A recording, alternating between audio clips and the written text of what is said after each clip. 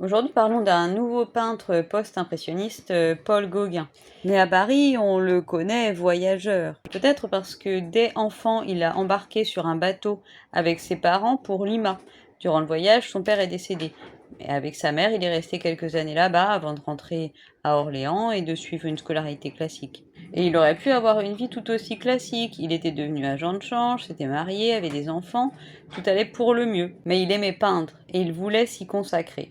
Alors il a tout abandonné, sa femme, son travail, pour se consacrer à la peinture. À partir de là, il va faire de nombreux voyages, la Martinique, Arles, Pont-Aven et bien sûr la Polynésie. D'abord proche des impressionnistes, il s'en éloigne. Ça ne lui plaît pas cette idée de décrire simplement ce que l'œil voit. Il part à Pont-Aven et c'est là-bas qu'il peint une toile bien représentative de son style. C'est la vision après le sermon. Son idée de la peinture, théorisée comme le synthétisme, s'est combinée pour former un nouveau produit.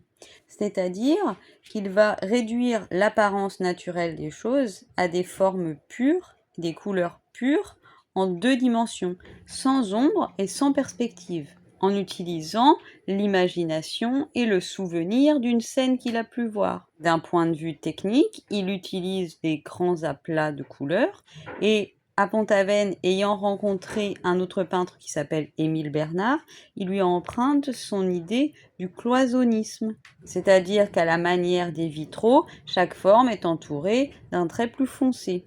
Ici, nous voyons des femmes en costume traditionnel après le sermon qui observent, hallucinées, une scène de lutte entre Jacob et l'ange. Cette scène de la Genèse, sujette à beaucoup d'interprétations, pourrait être Jacob, futur Israël, qui lutte avec Dieu pour lui demander sa bénédiction, lui qui avait commis moult péchés. Nous ne sommes pas du tout dans une peinture tirée de la réalité.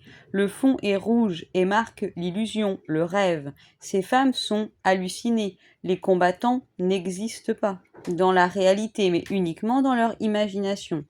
Le peintre a voulu séparer le réel de l'imaginaire, comme on peut le voir avec le tronc.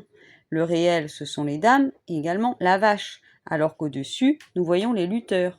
Gauguin s'inspire de la tradition bretonne de la lutte, mais également des estampes japonaises, des lutteurs de sumo comme celle d'Okuzai. Gauguin a tenté de présenter cette toile pour des églises, mais bien évidemment ça a été refusé.